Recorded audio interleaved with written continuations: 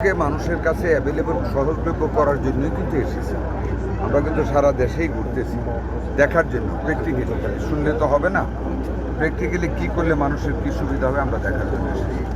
এরই মধ্যে আপনারা জানেন যে আমরা এই দেশের জনসংখ্যার সাথে আমাদের যখন জিয়াউর রহমান যখন ক্ষমতা আসেন, শহীদ রাষ্ট্রপতি জিয়াউর রহমান তখন 31 শয্যা বিশিষ্ট হাসপাতাল, 19 থেকে 31। আমাদের নেত্রী মরহুমা বেগম খালেদা জিয়া যখন দায়িত্ব নিলেন তখন থেকে 50 উন্নীত করেন, যেটা এখন দেখতেছি। আমাদের বর্তমান প্রধানমন্ত্রী সারা বাংলাদেশের সকল উপজেলাকে 101 শয্যায় আমরা রূপান্তরিত করতে যাচ্ছি। এটারও সয়েল টেস্ট হয়েছে, যেগুলি অতি পুরাতন ঝুঁকিপূর্ণ বিল্ডিং এগুলি ভেঙে ফেলা হবে, নতুন স্ট্রাকচার দাঁড়াবে আরও উঁচু করে, যাতে করে অল্প জায়গায় বেশি লোকের সংকলন করানো যায় করা হবে। সেইখানে আপনারা আমাদের নতুন আমরা সংযোজন করতে যাচ্ছি, 10টা বেডের প্রভিশন রাখা হবে, ভবিষ্যতে ডায়ালাইসিস করার জন্য জায়গা রাখা হবে। ফিজিওথেরাপি স্টার্ট করা হবে, একটা মহিলাদের জন্য একটা পুরুষদের জন্য আলাদা করে, প্যাথোলজি আলাদা করে সুন্দরভাবে মডার্ন মেশিন দিয়ে ওইটা করা হবে।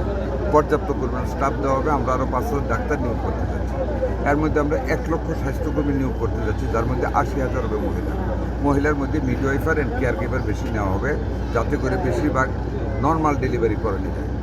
নর্মাল ডেলিভারি না করানোর কারণে সিজারিয়ান হয় অনেক। সিজারিয়ানের বাচ্চাদের প্রোটিনের অভাব হয়, কারণ মায়েরা শাল দুধ দেয় না। এটার জন্য আমরা বেশিরভাগ জোর দেবো এটার উপরে। ফ্যামিলি প্ল্যানিংয়ের কার্যক্রম সেপ্টেম্বরের এন্ড থেকে আপনাদেরও সহযোগিতা করতে হবে। আমরা সরবরাহ নিশ্চিত হতে যাচ্ছি।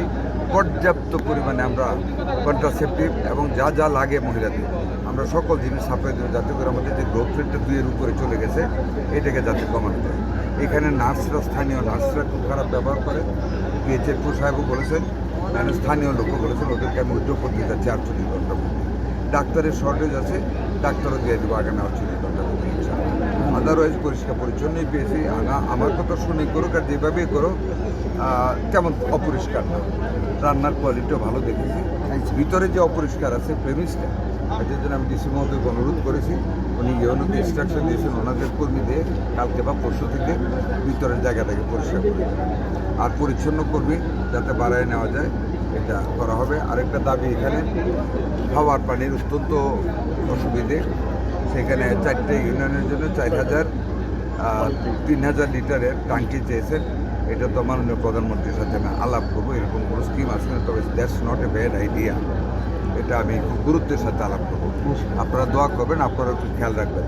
আশা করি মাত্র তো আমরা দায়িত্ব নিলাম, তাই না? খুব কম সময়, 17 বছরের ভ্যাকসিন নাই, স্যালাইন নাই, সিরিঞ্জ নাই, টিকা কিচ্ছু নাই। এর ভিতরে আমরা অন্তত এইটুকু করতে পারছি যে আমাদের এখন বাফার স্টক আছে, যে কোনো সময় স্যালাইনের দরকার যা পরিমাণ দেওয়ার আমরা দিতে পারি। কত অব্যবস্থাপনা! এই যে মোড়লগঞ্জে দেখেন, লক্ষ কোটি টাকার ওষুধ মানে এক্সপায়ার্ড হয়ে পড়ে আছে, মানুষকে দেয়নি। এই দায়িত্ব কারে ফাঁসি দিব, কারে কী করবো, এগুলি থেকে যাতে আর না হয় আমরা এই ব্যাপারে ব্যবস্থা করবো। স্যার সবশেষ মানে যেটা বলা ছিল, এই এলাকার মানুষের একটা দাবি, যেহেতু একটা ভবন তৈরি করতে 2-3 বছর সময় লাগবে, সেক্ষেত্রে এই এলাকার জন্য মোড়লগঞ্জ শরণখোলার জন্য হলেও একজন বিশেষজ্ঞ ডাক্তার স্যার আপনি দেবেন কিনা? আমি ইমিডিয়েটলি দিয়ে দিচ্ছি, এটা আমার সাথে কথা হয়েছে। আমি বলছি যে চোখ সাহেবকে বিশেষজ্ঞ ডাক্তার দিয়ে দিচ্ছি। Thank you sir.